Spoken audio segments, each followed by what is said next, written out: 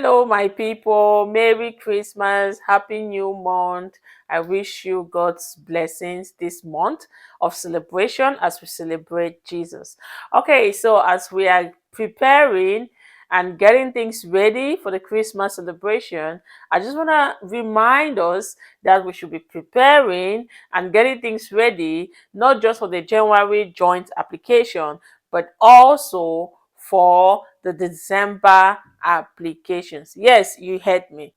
University of Eastern Finland, which has the cheapest fees for master's programs, will be open for admission this December. So please don't wait, especially for my master's students or potential master's students. Please don't wait till January. There are so many applications that are open in December. Okay, and some of you may be wondering, like, how do I go about it? We already have two universities, University of Helsinki and Alba Academy don't require you to have like so you're good to go. You can just log in and apply. A few things to consider. First, in Finland, if you're new here, I just want you to know you are not required to pay application fee. So you just go to studyinfo.fi. I'm going to leave a link in the description box. So if you click to that link, it's going to take you to study info and you'll be able to search your program and apply. Or you can go directly to the university's website. I will try to leave a link or links to these different universities. So when you click there, when you go to the website, when you click on the link, it takes you to the website.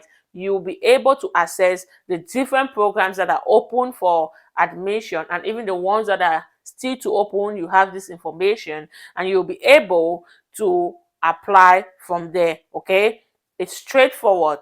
Now, what are some of the requirements? Excluding the two universities I talked about, the major requirement is for you to have an international English language test. That's IELTS and TOEFL. They don't accept Duolingo. Some of you have been asking, they don't.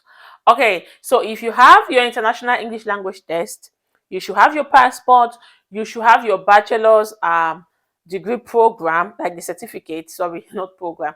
So you should have that as well, transcript of records, you should have it from your university. And one major thing I want to mention here is that some of these universities have country specific requirements. When we talk about country specific requirements, we are talking about, okay, I'm from Cameroon.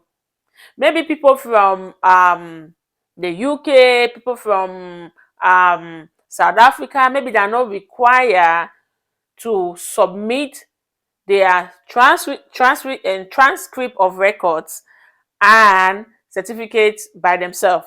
You understand? So you are supposed to go to your university. So for example, I attended the University of Boya in Cameroon. Now I want to apply for a master's program. I will go to my university, apply for my transcript of records, put my degree certificate in an envelope, and then pay for that service for my university to post it. So which means you cannot go to any post office and just post these documents directly to your university here in Finland. No. I will take it again. You have to go to your university back home and tell them, okay, I'm applying for this program. They will give you all the information. The university in Finland will provide all like the address and everything where you're supposed to post these documents. So you give the you're not even giving them, because I did this during when I was applying. So what I did was I applied for my transcript of records when when it was ready. There in my university in Cameroon, they have like a post office or whatever. So I went there. I feel like I put the address myself, make everything like ready, and then they'll give me the university stamp. Okay, so you put the address and everything and you pay. So the university will be the one to post it for you. So that document is not, the documents are not coming directly from you, they are coming from your university. So when your university posts this document, they will receive it here in Finland, which means you have followed the country specific. I said check with your country because this doesn't apply to all the countries. Okay, so it's not like, oh, this is something that like everyone has to do. So check. For some, they will just, they have different ways, but I'm using this example because I'm from Cameroon and this was like what I did, and it's still valid. You are supposed to, your university is supposed to post those documents to the university, so take note. Now, I've talked about the International English Language Test. I've talked about this, how you are supposed to send your documents to the university. What I want to talk about is the letter of motivation as well. For master's programs, they want you to be able to explain how you are going to cope during this program. Your ability to study with people from different countries, your knowledge, previous knowledge about the program that you are about to apply. So for example, if I'm applying for a master's in business communication, and my bachelor's degree was in maybe management or business, I should be able to use my previous knowledge in my bachelor's degree to explain why I want to further my studies in this field. Okay, and also your thesis also is very important in this situation. In Cameroon, we call it project. So you should be able to use your topic, your project topic, to be able to explain why you want to further your studies. Now, some of you may be thinking, oh, I want to apply for a master's program that is completely different from what I studied. There is nothing like completely different. There must be a link. I'm not saying you can, for example, I studied linguistics and I minor in management for my bachelor's degree. But I applied for a master's program in intercultural communication and administration. If you look at it, it's like this, like it doesn't make sense. Okay, there's no connection. But during the application, why writing my motivation letter, I realized that my project or my thesis, okay, was on languages and culture. Now, this kind of connects because I major in sociolinguistics and it has to do with language and the society. So I try to connect this. So that's what I'm trying to say. There must be an aspect of your, maybe one of the courses you took, maybe just try as much as possible to connect it in order for them to see that like you really want to explore more in this field. That's what I'm talking about. So you fill the application form, you answer your you write your motivation letter, and one more thing, make sure you write the letter of motivation before filling the form, please. Unless there are these programs that will give you like questions to guide you when writing your motivation letter.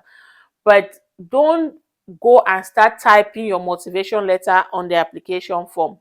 You get it? So for example, I can still open my application because you have till the last day of the application to edit your application and also fill it, okay, before you submit.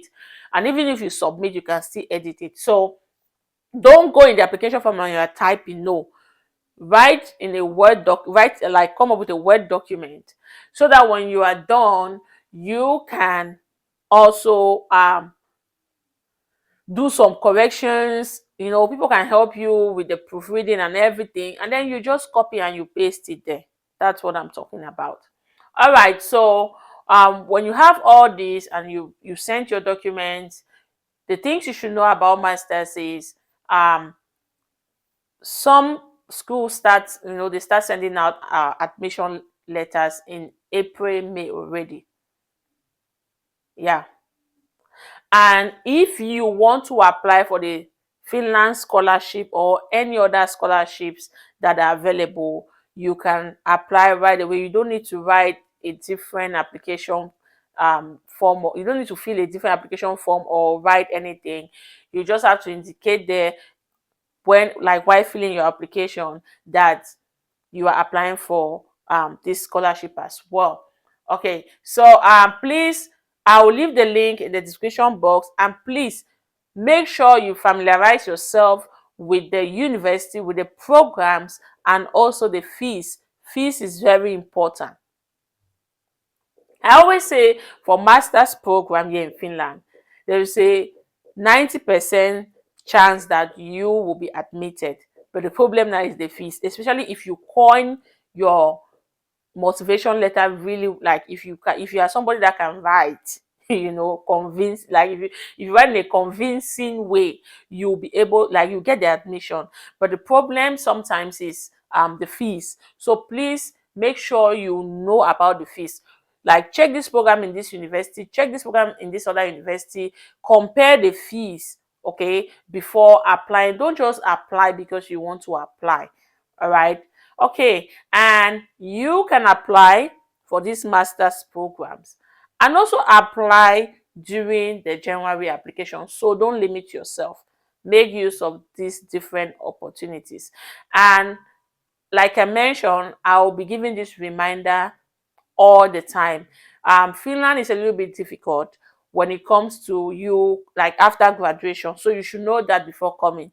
Okay, if you are aware of it, then you know how to navigate your way through. So I just always want to remind you that it's not all, excellent, rosy here in Finland. It can be really difficult, yeah, after graduation. So take note. Okay, and there are some new laws, a little bit of changes when it comes to, like, the immigration. So if you have no idea about what I'm talking about, I have tons of videos when it comes to the new law, the on immigration, the new law on education, and whatever you you need to know about Finland. So make use of this information, and I wish you all the best as you apply. Merry Christmas again. If you have any information, any question, leave it in the comment section, and please like this video. If you're here for the first time, subscribe, invite your friends. All right, that's the least you can do for me. Okay, thank you very much, and God bless you.